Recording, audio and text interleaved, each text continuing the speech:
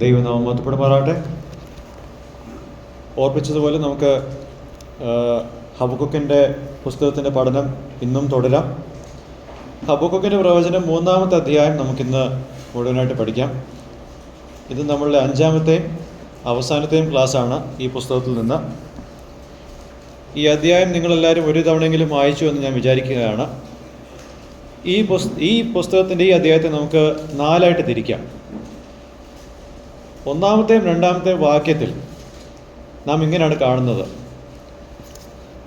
ദൈവം നേരത്തെ ക്രിയ ചെയ്തതുപോലെ ഹബക്കൂക്കിൻ്റെ കാലയളവിൽ തന്നെ ദൈവത്തിൻ്റെ കാര്യപരിപാടിയെ നിവർത്തിക്കാൻ വേണ്ടിയിട്ടുള്ളൊരു അപേക്ഷയാണ് 1-ാമത്തെയും 2-ാമത്തെയും വാക്യത്തിൽ നാം കാണുന്നത്. 3 മുതൽ 15 വരെയുള്ള വാക്യങ്ങളിൽ ഒരു പോരാളിയായിട്ട് ദൈവത്തെ ചിത്രീകരിച്ചിട്ട് പഴയ നിയമത്തിൽ ദൈവം ഒരു പോരാളി എന്ന നിലയിൽ എന്തൊക്കെയാണ് ചെയ്തത് അതെല്ലാം വീണ്ടും ഓർമ്മിക്കുകയാണ് ഹബക്കൂക്ക്. 16-ാമത്തെ വാക്യത്തിൽ ദൈവം യഹൂദയെ പറ്റി പറഞ്ഞ കാര്യങ്ങളോടുള്ള ബന്ധത്തിലുള്ള ഹബക്കൂക്കിൻ്റെ പ്രതികരണമാണ്. 17 മുതൽ 19 വരെയുള്ള വാക്യത്തിൽ നാം കാണുന്നത് ദൈവത്തിൻ്റെ സർവാധികാരത്തിൽ ഹബക്കൂക്ക് വിശ്വാസമർപ്പിച്ച് മുന്നോട്ട് പോകുന്നു എന്നുള്ളത്. ദൈവം ഇതുവരെ, അതായത് 1-ാമത്തെ അധ്യായം 2-ാമത്തെ അധ്യായത്തിലും ദൈവം പറഞ്ഞ കാര്യത്തിന് ഒരു പ്രതികരണമായിട്ടാണ് താൻ ഇവിടെ ഒരു സങ്കീർത്തനം കൊണ്ടുവരുന്നത്. ഒരു പ്രവചന പുസ്തകത്തിൽ ഒരു സങ്കീർത്തനം വരുന്നത് ഇതാദ്യമായിട്ടല്ല. യോനയുടെ പുസ്തകത്തിൻ്റെ 2-ാമത്തെ അധ്യായത്തിൽ നാം അത് കാണുന്നുണ്ട്. 1-ാമത്തെ വാക്യം, അവിടെ എന്താണ് നമ്മൾ വായിക്കുന്നത്? ഒന്ന് വായിച്ചേ.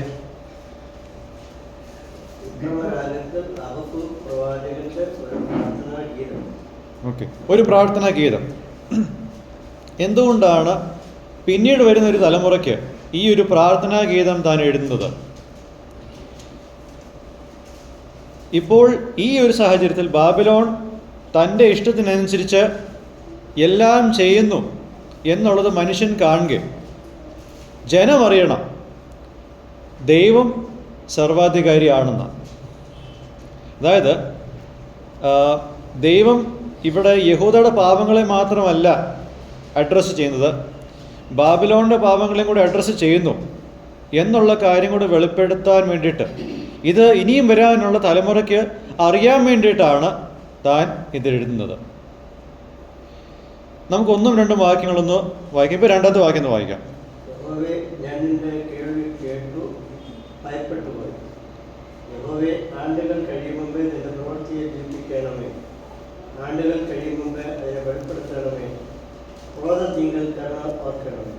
ഓക്കെ, ഹബക്കൂക്കിൻ്റെ നാടുകളിൽ തന്നെ ദൈവം പറഞ്ഞ ഈ കാര്യം, 2-ാമത്തെ അധ്യായത്തിൽ ബാബിലോണിനെ പറ്റി പറഞ്ഞ കാര്യം നടക്കുവാൻ ഹബക്കൂക്ക് പ്രാർത്ഥിക്കുന്നുണ്ട്. എന്നുവെച്ചാൽ ദൈവം ഇസ്രായേലിനോട് ചെയ്ത വൻ കാര്യങ്ങളെ ഓർമ്മിപ്പിക്കുന്ന തിരുവെഴുത്തുകളെ താൻ മനസ്സിൽ വെച്ചുകൊണ്ടാണ് ഈ പ്രാർത്ഥന താൻ ചെയ്യുന്നത്. ദൈവത്തെ പരീക്ഷിക്കാൻ വേണ്ടിയിട്ടല്ല താൻ ഈ ഒരു അപേക്ഷ പറയുന്നത്. അന്ന് ചെയ്ത കാര്യങ്ങൾ ഇന്ന് ചെയ്യണമെന്നുള്ളത് ഒരു പരീക്ഷയായിട്ടല്ല, മറിച്ച് അന്ന് ചെയ്ത കാര്യങ്ങളെ പറ്റിയുള്ള ഒരു വല്ലാത്തൊരു ഭയഭക്തി, അത് നിമിത്തമാണ് ഹബക്കൂക്ക് ഇത് ആഗ്രഹിക്കുന്നത്.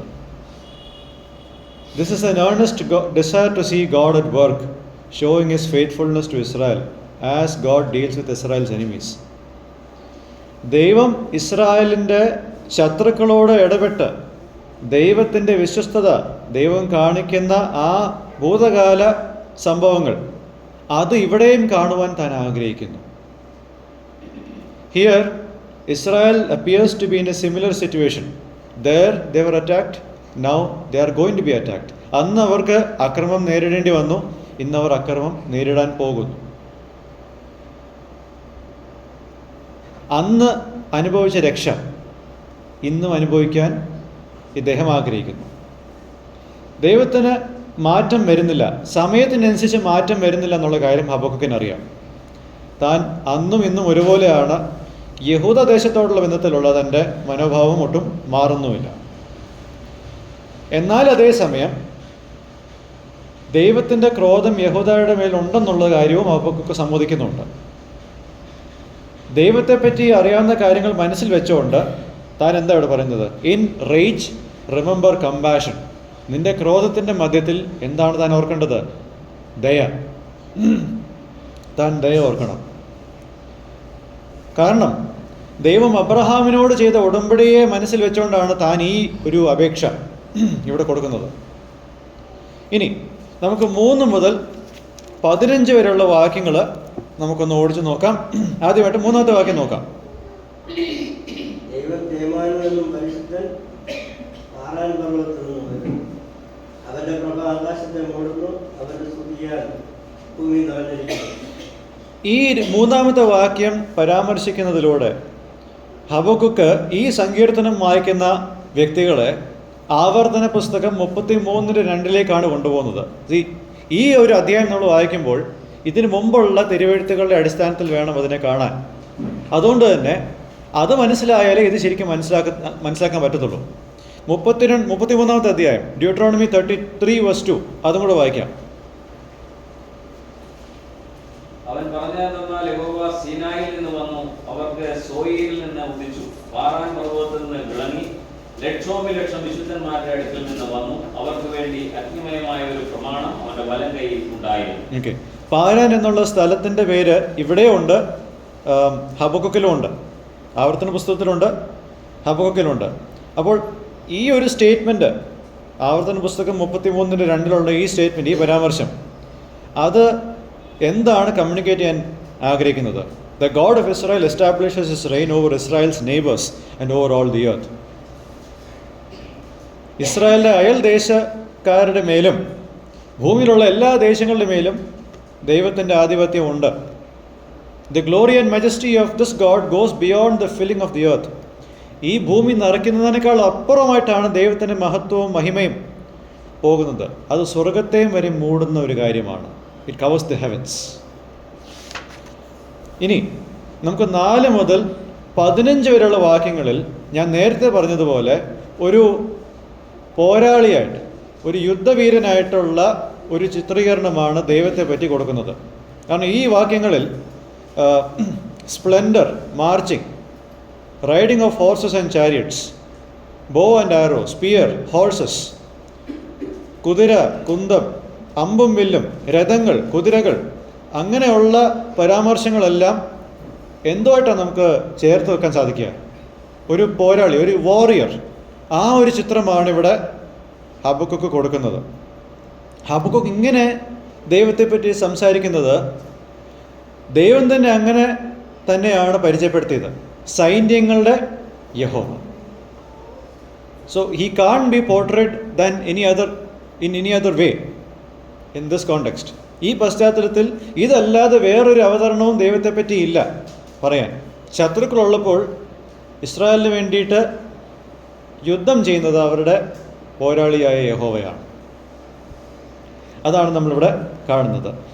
ഇതിനെ സാക്ഷ്യപ്പെടുത്താൻ വേണ്ടിയിട്ടാണ് പുറപ്പാടിൻ്റെ പുസ്തകം 15:3 സെഫന്യാവിൻ്റെ പുസ്തകം 3:17 നമുക്ക് കാണാൻ സാധിക്കുന്നത്. അവിടെയും ഇത് തന്നെയാണ് ദൈവത്തെ പറ്റിയുള്ള അവതരണം. By this imagery, Habakkuk lists a set of events that Yahweh the warrior does. യുദ്ധവീരനായ യഹോവ പഴയ നിയമത്തിൽ ചെയ്യുന്ന ഒരു പിടി സംഭവങ്ങൾ നമുക്ക് ഈ അധ്യായത്തിൽ കാണാൻ സാധിക്കുന്നുണ്ട്. 5-ാമത്തെ വാക്യം വായിക്കാം.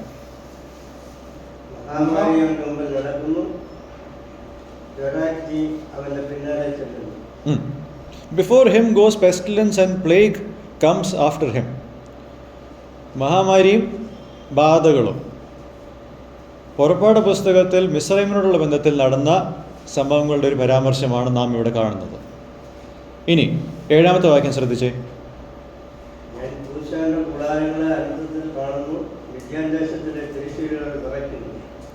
ന്യായാധിപന്മാരുടെ പുസ്തകത്തിൽ ഗിദെയോനിലൂടെ സംഭവിച്ച ചരിത്രമാണ് ഇവിടെ പരാമർശിക്കപ്പെടുന്നത്.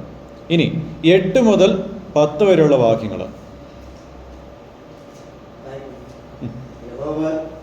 നദികളോട് നിരസപ്പെട്ടിരിക്കുന്നുവോ, നിന്റെ കോപം നദികളുടെ നേരെ വരുന്നുവോ, നീ കുതിരപ്പുറത്തും രഥത്തിലും കയറിയിരിക്കാൻ നിന്റെ ക്രോധം സമുദ്രത്തിന് നേരെ ഉള്ളതാണ്. 10 വരെ വായിക്കാം കേട്ടോ. നിന്റെ വില്ല് മുറ്റും അനാവൃതമായിരിക്കുന്നു. നിന്റെ ആവനാഴികൾ ശരങ്ങൾ നിറഞ്ഞിരിക്കുന്നു. നീ ഭൂമിയെ നദികളാൽ വിഭജിക്കുന്നു. പർവ്വതങ്ങൾ നിന്നെ കണ്ട് വിറയ്ക്കുന്നു. വെള്ളത്തിൻ്റെ പ്രഭാവം കടന്നു പോകുന്നു. ആഴി മുഴക്കം പുറപ്പെടുവിക്കുന്നു. ഉയരത്തിലേക്ക് കൈയുയർത്തുന്നു. Okay. The Lord's anger towards rivers and streams. നദികളുടെ മേലും തടാകങ്ങളുടെ മേലും ഉള്ള ദൈവത്തിൻ്റെ ക്രോധം.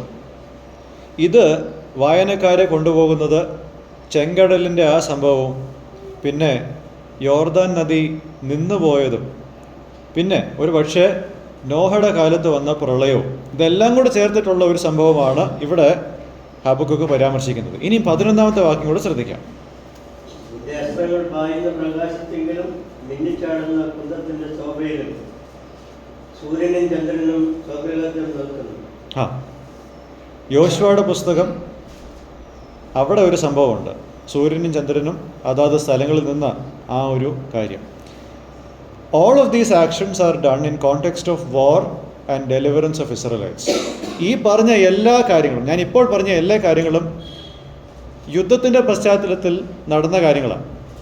അവിടെ ഇസ്രായേൽ മക്കളെ വിടുവിച്ച ചരിത്രങ്ങളാണ് നാം ഇവിടെ കാണുന്നത്. ചെങ്കടലിൽ അവിടെ ഇസ്രായേലിനെ വിടുവിച്ചു.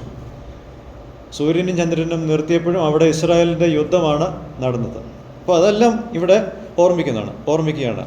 By remembering all of these things now, Habakkuk sees a similar situation of Israel in the midst of his enemies.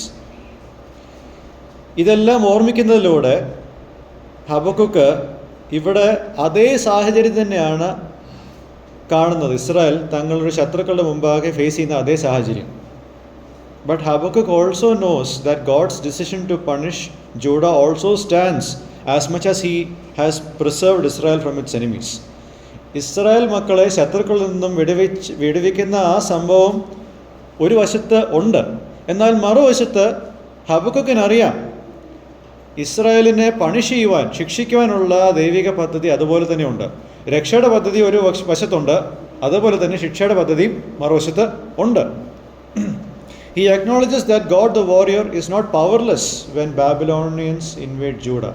Babylon സാമ്രാജ്യം യഹൂദയെ കൈവശപ്പെടുത്തുമ്പോൾ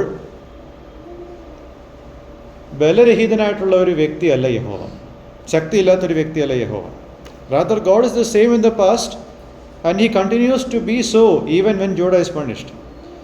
ദൈവം കഴിഞ്ഞ കാലത്തും ഇപ്പോൾ യഹൂദയ്ക്ക് വരാൻ പോകുന്ന നാശത്തിൻ്റെ ഇടയിലും ദൈവത്തിനൊരു മാറ്റം വന്നിട്ടില്ല. God will crush the enemies of his people even if God hasn't revealed as to how and when it will take place. ശത്രുക്കളുടെ നാശവും ദൈവം പറഞ്ഞിട്ടുണ്ട്, പക്ഷെ അത് എപ്പോൾ, എങ്ങനെ, എവിടെ വെച്ച് എന്നുള്ളതിൻ്റെ വെളിപ്പാട് കിട്ടിയിട്ടില്ല. അത് പക്ഷെ നടക്കും. ഇനി 16ാമത്തെ വാക്യം നമുക്ക് ശ്രദ്ധിക്കാം. അടുത്ത സെക്ഷൻ 16. ഞാൻ കേട്ട് എൻ്റെ ഉദരം കുലുങ്ങിപ്പോയി, മുഴക്കം മേലുമായി എൻ്റെ അതരം വിറച്ചു. അവൻ ജനത്തെ ആഗ്രഹിക്കുവാൻ പുറപ്പെടുമ്പോൾ തക്ക ദിവസത്തിൽ ഞാൻ വിശ്രമിച്ചിരിക്കേണ്ടതുകൊണ്ട് എൻ്റെ അസ്ഥികൾക്ക് ഒരുക്കം തട്ടി ഞാൻ നിന്ന നിലയിൽ വിറച്ചു. ഓക്കെ, ഇപ്പോൾ യഹൂദയുടെ നാശത്തെപ്പറ്റി കേട്ടപ്പോഴുള്ള പ്രതികരണമാണ് നാം ഇവിടെ കാണുന്നത്. വിറച്ചു. ഈ കവിതയിലൂടെ താൻ പറയുന്നത് തൻ്റെ ശരീരം മുഴുവനായിട്ട് അത് അഫക്റ്റഡായി എന്നുള്ളതാണ്. ഹൃദയവും ആദരവും അസ്ഥിയും പാദങ്ങളും എല്ലാം അഫക്റ്റഡായി. തല മുതൽ കാല് വരെ ഇദ്ദേഹത്തിന് അസ്വസ്ഥതയാണ് ഇതൊക്കെ കേട്ടിട്ട്. But for Habakkuk, who started this book waiting for God's justice on Judah, he ends this book for God's justice on a worldwide level, as he is reminded of the fact that God is over the earth, not just Judah. ഈ പുസ്തകം തുടങ്ങിയപ്പോൾ യഹൂദയുടെ മേൽ ദൈവത്തിൻ്റെ ന്യായവിധി വരുവാൻ ആഗ്രഹിച്ച ഹബക്കുക്ക് ഇപ്പോൾ എന്താണ് ആഗ്രഹിക്കുന്നത്? യഹൂദയുടെ മേൽ മാത്രമല്ല, ഭൂമി മുഴുവനായിട്ട് ഇത് വരണം. കാരണം ദൈവം കേവലം യഹൂദന്മാരുടെ ദൈവമല്ല, ദൈവം എല്ലാ സൃഷ്ടികളുടെയും ദൈവമാണ്. Habakkuk resolves to wait patiently for the day of calamity because he has complete faith in God's course of actions. ദൈവം ഇനിയും ചെയ്യാൻ പോകുന്ന കാര്യങ്ങളിൽ പൂർണ്ണ വിശ്വാസമുള്ളത് കൊണ്ട് ക്ഷമയോടെ ആ ശിക്ഷാവിധിയുടെ നാളുകൾക്ക് വേണ്ടിയിട്ട് കാത്തിരിക്കുവാൻ ഹബക്കുക്ക് ഇപ്പോൾ തയ്യാറാണ്. നേരത്തെ ഇനി എത്ര നാൾ കാത്തിരിക്കണം എന്ന് തുടങ്ങി വെച്ച പ്രാർത്ഥന, ആദ്യത്തെ അധ്യായത്തിൽ തുടങ്ങി വെച്ച പ്രാർത്ഥന ഇപ്പോൾ ഇനി ഞാൻ എത്ര നാൾ വേണേലും കാത്തിരുന്നോളാം എന്നുള്ള നിലയിലേക്കായി. ഓക്കെ, തൻ്റെ നാളുകളിൽ അത് നടക്കുമോ ഇല്ലയോ എന്ന് അറിയാതെയാണ് താനിത് പറയുന്നത്. പക്ഷേ താൻ ഇനി കാത്തിരിക്കും, ക്ഷമയോടെ കാത്തിരിക്കും. ഇപ്പോൾ തന്നെ വേണം ശിക്ഷാവിധി എന്ന് പറയുന്ന വ്യക്തിയിൽ നിന്നും തൻ്റെ സമയത്ത് അത് നടന്നാൽ മതി, ഞാൻ ക്ഷമയോടെ കാത്തിരുന്നോളാം എന്ന് പറയുന്നൊരു മാറ്റം. അതാണ് പുസ്തകത്തിൻ്റെ ആദ്യത്തെ അധ്യായത്തിൽ നിന്നും ഇവിടെ വരെ നമ്മൾ കാണുന്നത്.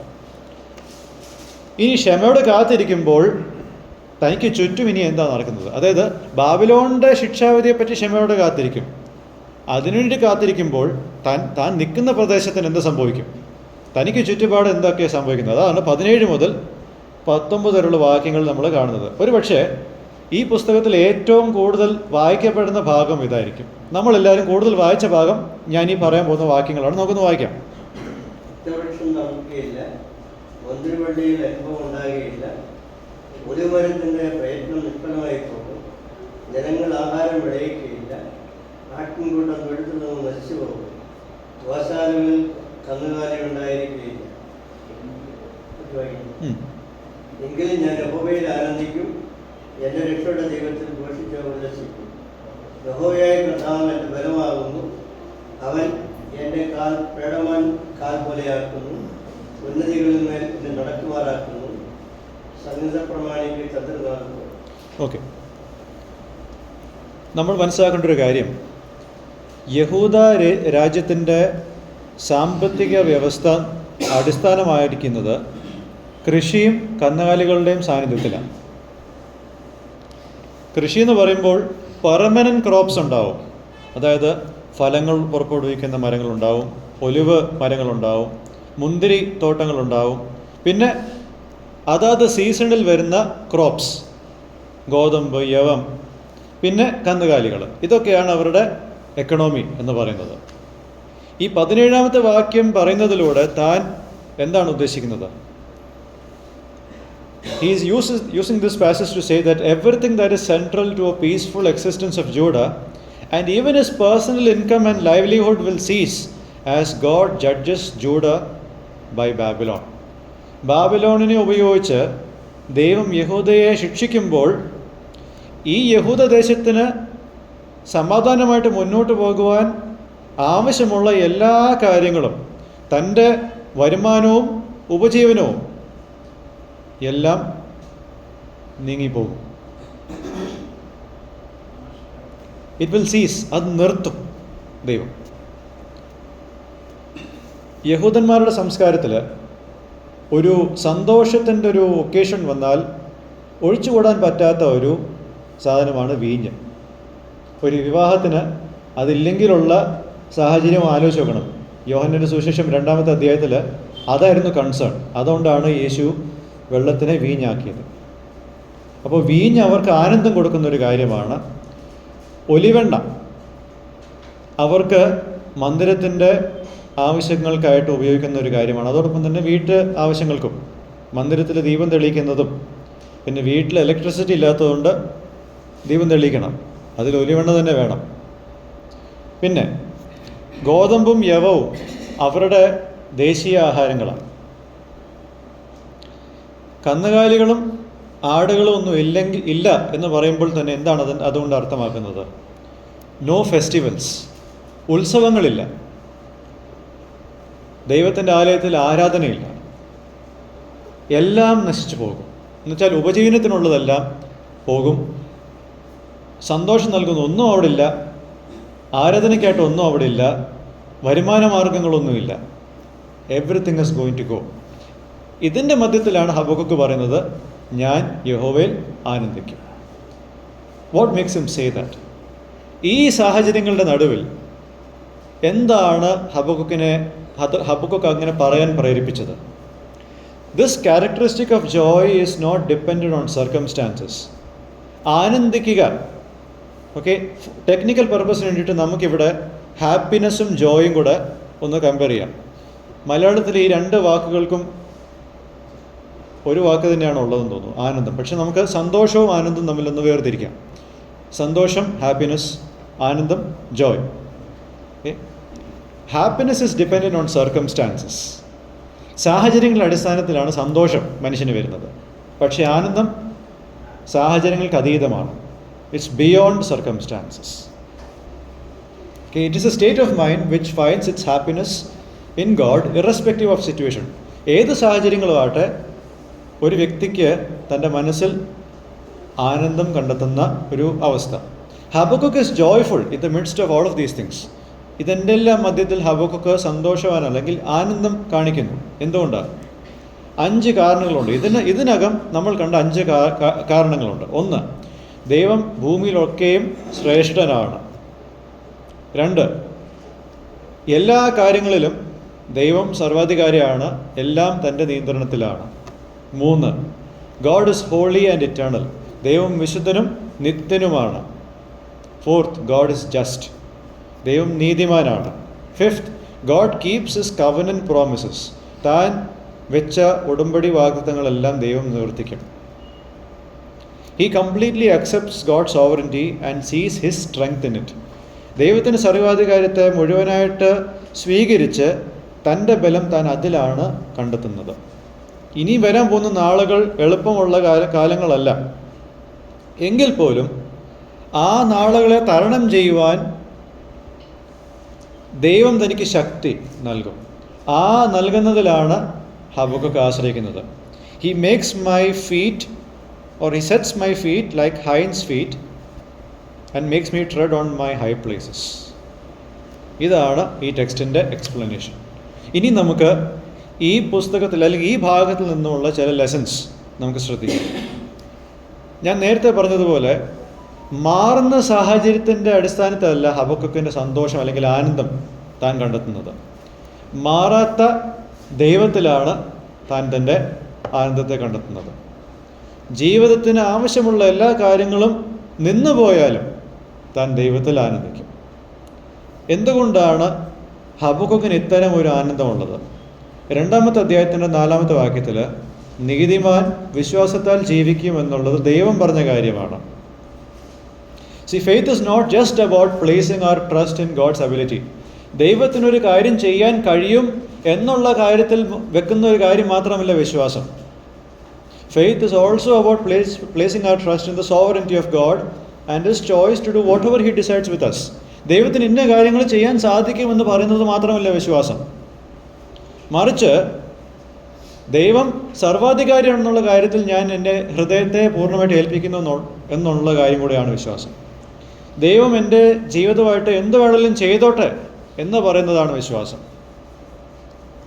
Habakkuk knows that God is able to leave everything without destroying. But Habakkuk hands himself over to God and His sovereignty, who decides to do whatever God thinks best. ഹബക്കുക്കിന് അറിയാം ഇതൊന്നും നശിക്കാതെ എങ്ങനെയൊക്കെ നിലനിർത്താമെന്നുള്ളത് ഹബക്കുക്കിന് അറിയാം. പക്ഷേ ദൈവത്തിൻ്റെ സർവാധികാരത്തിൽ ഇനി ഇസ്രായേലിൻ്റെ നാശവും നടക്കും. അത് ദൈവത്തിൻ്റെ ഇഷ്ടമാണ്. അതിനാണ് ഹബക്കുക്ക് മുൻതൂക്കം കൊടുക്കുന്നത്. And he is giving himself over to that. That is why he can be joyful. കാര്യങ്ങൾ ഹബക്കുക്കിൻ്റെ കൈപ്പിടിയിൽ തന്നെ ഒതുക്കണമെന്ന് ഹബക്കുക്ക് ആഗ്രഹിക്കുന്നില്ല. അതുകൊണ്ടാണ് തൻ്റെ മനസ്സിലൊരു സമാധാനം ഇവിടെ ഉള്ളത്. So we live in a time where persecution against Christians is getting higher. വിശ്വാസികൾക്കെതിരെ പീഡനം വർദ്ധിക്കുന്നൊരു കാലയളവിലാണ് നാം ജീവിക്കുന്നത്. പക്ഷേ നമുക്കറിയാവുന്നൊരു കാര്യമുണ്ട്. God is in control of everything, even if things don't seem that way. നമ്മൾ വിചാരിക്കും എല്ലാം ദൈവത്തിൻ്റെ കൈവിട്ട് പോകുന്നു എന്നുള്ളത് വിശ്വാസികളെ സംബന്ധിച്ചിടത്തോളം.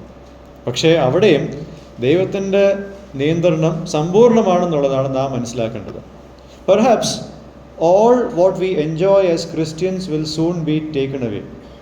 ഒരു പക്ഷേ ഇന്ന് നാം അനുഭവിക്കുന്ന എല്ലാ ക്രിസ്തീയ സ്വാതന്ത്ര്യങ്ങളും ഒരു പക്ഷേ ഒരു സമയം കഴിഞ്ഞ് നമ്മളുടെ കൈകളിൽ നിന്ന് എടുത്തു മാറ്റിയെന്ന് വരാം. ഒരു പക്ഷേ നാം അത് അർഹിക്കുന്നതുകൊണ്ട്.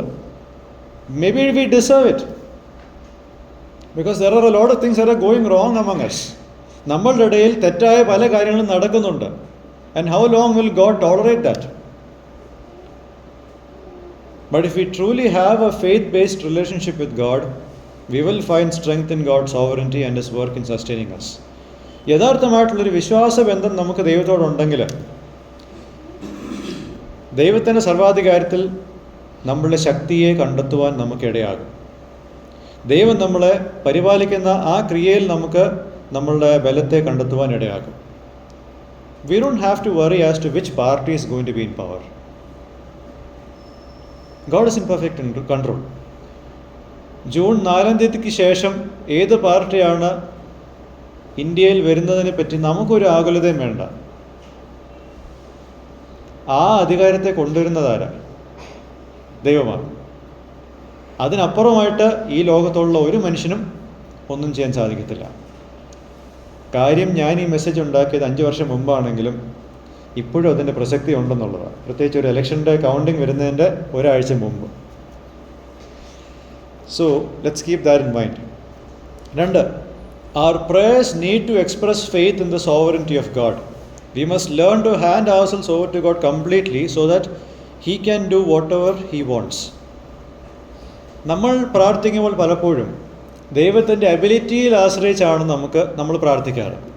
പക്ഷേ ആ എബിലിറ്റിയിൽ മാത്രമല്ല, അതിന് തിരഞ്ഞെടുപ്പിൻ്റെ കാര്യത്തിലും നമ്മൾ ദൈവത്തിനോട് പൂർണ്ണമായിട്ട് അർപ്പിക്കുവാനും നമുക്ക് ഇടയാവണം. So as we pray, don't give choices to God to choose from. Multiple choice നമ്മൾ ഇട്ട് കൊടുക്കും ദൈവത്തിന്. ദൈവം ഏതാണെന്ന് വെച്ചാൽ ഇതിൻ്റെ ഹിതമായിക്കോട്ടെ. Is our God so small? ഈ ദൈവം ഇത്രയ്ക്കും ചെറിയൊരു ദൈവമാണോ നമ്മൾ ചോയ്സ് ഇട്ട് കൊടുത്ത് അതിലേതെങ്കിലും ചൂസ് ചെയ്യാൻ? അത്രയ്ക്കും ചെറിയ ദൈവമാണ് നമ്മുടെ ദൈവം? ഒരിക്കലും അല്ല. Don't try to impose our preferences and pressurise God with it. നമ്മളുടെ ആവശ്യങ്ങളെ അല്ലെങ്കിൽ നമ്മളുടെ നിർബന്ധങ്ങളെ ദൈവത്തിൻ്റെ മേൽ അടിച്ചേൽപ്പിച്ച് അത് അങ്ങനെ ചെയ്യരുത്. പലപ്പോഴും നമ്മൾ അതാണ് പ്രാർത്ഥനയിൽ ചെയ്യാറ്. പക്ഷെ മറിച്ചാണ് സംഭവിക്കേണ്ടത്. 3, our prayers must be based on the right understanding of God as revealed in scriptures. Habakkuk ഇപ്പോൾ പ്രാർത്ഥിക്കുമ്പോൾ അതിൽ പഴയ നിയമമേ ഉള്ളൂ, അല്ലാത്തൊരു കാര്യം താൻ പ്രാർത്ഥിക്കുന്നില്ല. ആവർത്തന പുസ്തകത്തിൽ നിന്നും യോശുവയും ന്യായവിധേയന്മാരുടെ പുസ്തകവും പുറപ്പാടും ഇതൊക്കെയാണ് തൻ്റെ പ്രാർത്ഥനയുടെ ആധാരം. സോ നമ്മൾ പ്രാർത്ഥിക്കുമ്പോഴും we need to be theologically correct. We need to be scripturally strong when we pray. നമ്മളുടെ പ്രാർത്ഥനകൾ വളരെ ഷാലോ ആയിട്ടിരിക്കുന്നതിൻ്റെ കാര്യം, we are not deep rooted in scriptures. തിരുവെഴുത്തിൽ നമുക്ക് വേറിറങ്ങിയുള്ളൊരു ഒരു അടിസ്ഥാനമില്ല. അതുകൊണ്ടാണ് നമ്മളുടെ പ്രാർത്ഥനകൾക്ക് പലപ്പോഴും ഒരു ശക്തിയില്ലാതാവുന്നത്. So pray according to the will revealed in scriptures. അതാണ് നമുക്ക് ഇവിടുന്ന് എടുക്കാവുന്ന 3-ാമത്തെ കാര്യം. 4-ാമത്തെ കാര്യം, Habakkuk's faith in terms of God's sovereignty is a statement which says like this: even if God allows the Babylonians to completely destroy Judah, God is in perfect control as He will destroy Babylon and restore Judah to fulfill the promises He made to the prophets regarding the Messiah. Habakkuk ദൈവത്തിൻ്റെ സർവാധികാരത്തിൽ വിശ്വാസം അർപ്പിക്കുമ്പോൾ ഇപ്രകാരം ഒരു സ്റ്റേറ്റ്മെൻ്റാണ് താൻ പറയുന്നത്. ഇനിയിപ്പോൾ Babylon ഉപയോഗിച്ച് ദൈവം യഹൂദാദേശം മുഴുവൻ അങ്ങ് നീക്കം ചെയ്തെങ്കിലും ബാബിലോണിനെയും നശിപ്പിച്ച് ദൈവം പ്രവാചകന്മാരിലൂടെ മശിയെ സംബന്ധിച്ചുള്ള പ്രവചനങ്ങൾ കൊടുത്തത് നിവർത്തിക്കുവാൻ ദൈവം യഹൂദനെ തിരികെ കൊണ്ടുവരും. അതാണ് ഹബക്കുക്കിൻ്റെ പ്രാർത്ഥനയുടെ ഒരു കാതലായ വിഷയം. This is a saving faith looking forward to Christ. Habakkuk നിന്ന കാലയളവിൽ നിന്ന് താൻ മുന്നോട്ടേക്ക് നോക്കുമ്പോൾ കാണുന്ന കാര്യത്തിൻ്റെ അടിസ്ഥാനത്തിലാണ് ഹബക്കുക്ക് ഇത് പ്രാർത്ഥിക്കുന്നത്. So having faith is not the first step of being with God. പലപ്പോഴും നമ്മൾ വിചാരിക്കുന്നത് ക്രിസ്തീയ ജീവിതത്തിൻ്റെ ആദ്യ പടിയാണ് വിശ്വാസമെന്ന്. That's not true. This is a lifestyle. ഇത് ആദ്യ പടിയല്ല, ഇതാണ് നമ്മളുടെ ജീവിത രീതി. അതായത് നമ്മൾ ചിലപ്പോൾ വിചാരിക്കും വിശ്വാസം കൊണ്ട് കയറാം, പിന്നെയുള്ളത് നമ്മളുടെ ആകുലതയാണ്. അങ്ങനെയല്ല, വിശ്വാസത്താൽ തുടങ്ങിയവൻ വിശ്വാസത്തിലെ അവസാനിക്കത്തുള്ളൂ. That's how it is. The righteous will live by faith.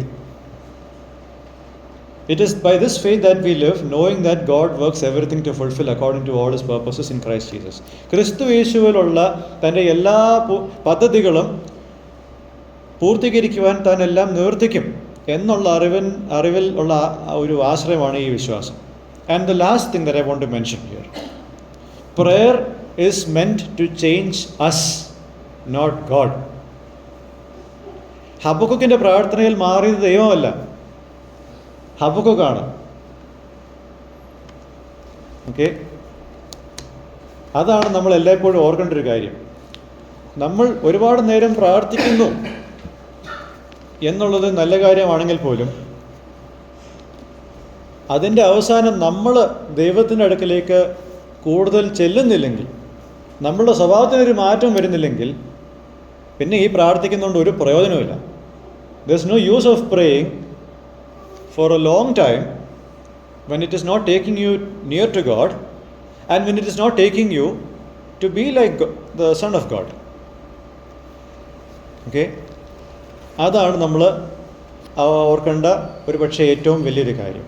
Prayer doesn't change God, it changes us. ദൈവം നമ്മളെല്ലാവരെയും സഹായിക്കട്ടെ. ഈ ഒരു പുസ്തകത്തിൻ്റെ പഠനം നമുക്കെല്ലാവർക്കും ഒരു അനുഗ്രഹമായി തീർന്നു എന്നുള്ളത് ഞാൻ ഹൃദയംഗമായിട്ട് വിശ്വസിക്കുന്നു. ദൈവം നമ്മളെല്ലാവരെയും സഹായിക്കട്ടെ. ദൈവനാമം മഹത്വപ്പെടുമാറാകട്ടെ.